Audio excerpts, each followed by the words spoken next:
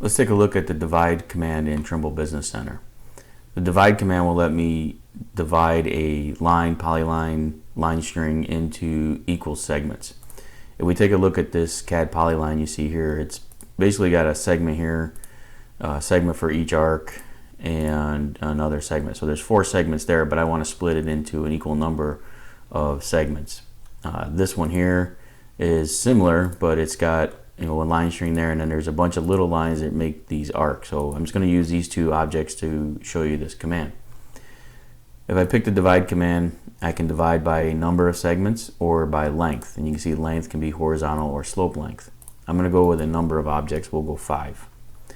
My options down here is I can set points at those divisions, or I can put orthogonal lines at each division.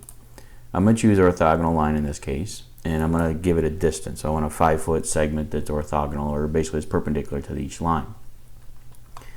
I could put points at the end of those lines as well. So I could put points at the division, I could put the orthogonal lines, and I could put points at the ends of those lines. Down here is where you actually set the target. So the target being a segment or multiple lines. So I showed you that this was one continuous line string or CAD polyline. So if I choose segment, I'm going to pick here, it's going to divide just that segment into those lines.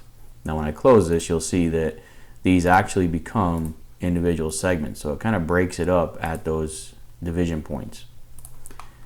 If I use the multiple segment here, so let's say I pick this one, it's going to divide this whole segment. So when I go ahead and click apply there, you can see now it's divided into 5 equal segments. So a couple different ways that you can use the command. If you want to know more, contact your local SciTech dealer.